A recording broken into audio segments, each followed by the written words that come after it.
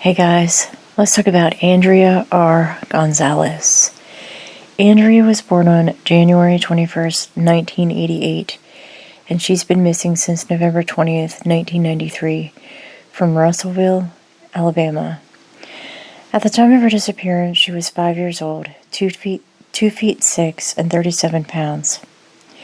She's a Caucasian female with brown hair and brown eyes. She has a scar on the left side of her forehead, near her hairline. Andrea had severe emotional and behavioral problems at the time of her disappearance. At the time of her disappearance, Andrea was living with her father, Paul M. Gonzalez Jr., and stepmother, Kim Sherry Williams Gonzalez, who was pregnant. Prior to moving in with them, she had lived in Illinois with her biological mother, Michelle Gonzalez, and in various foster homes under the auspices of the Illinois Department of Children and Family Services, after her mother was incarcerated for perjury.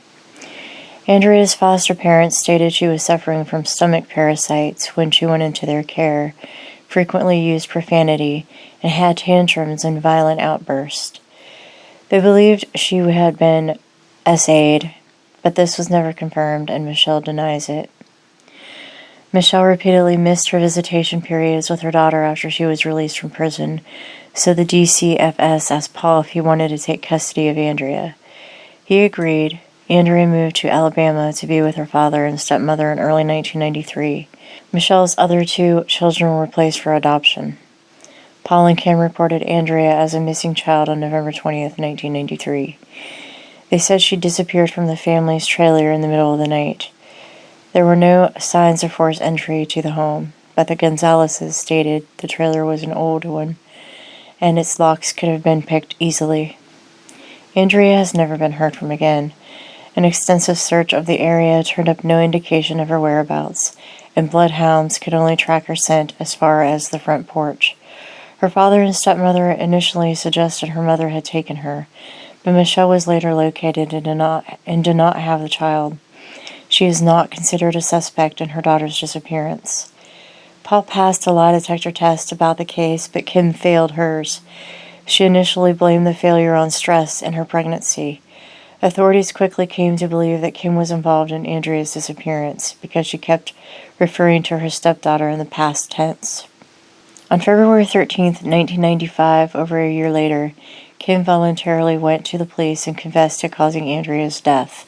She claimed she had accidentally scolded the child while bathing her. Kim said she treated Andrea's burns with burn cream and Tylenol pain medication and put her to bed, and several hours later she found her deceased. Kim stated that she panicked afterwards, wrapped the body in plastic garbage bags, tied it to a concrete block with a length of electric cord, and dropped it off the Maundy Bridge into Upper Bear Creek Lake in northwest Alabama. An extensive search of the lake turned up 2 trash bags and 1 concrete block, but no sign of Andrea. Paul at first claimed he had been asleep when Kim bathed Andrea and he woke up to find his daughter missing, but he later admitted that he helped his wife dispose of the child's body. Police did not think Andrea's death was accidental, however. They believed she had been deliberately abused and murdered. First Kim and then Paul were charged with capital murder. Both of them could have faced the death penalty if convicted. Prosecutors argued that the Gonzalezes effectively murdered Andrea by withholding medical treatment from her after her scolding, but without Andrea's body there was not enough evidence to convict either defendant of murder. Paul pleaded guilty to manslaughter in Andrea's case and testified against Kim at her trial. He was sentenced to 10 years in prison, served only 2, and was released in September 1997.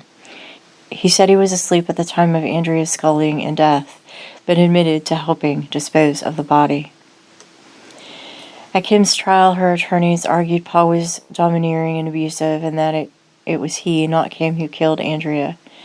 Kim was found not guilty of murder and guilty of child abuse in 1997. She was released from prison in 2001. Paul reportedly now lives in Texas, and Kim is still somewhere in Alabama. Some people theorize Andrea was never killed at all, but was sold and is alive somewhere, but authorities believe she is deceased. Investigators have continued to look for Andrea's body over the years. The latest search in a cellar in Muscle Shoals, Alabama, turned up no evidence. Andrea formerly resided in Galesburg in Peoria, Illinois. She has never been located. If you have any information, please call the Franklin County Sheriff's Office at 256-332-8811.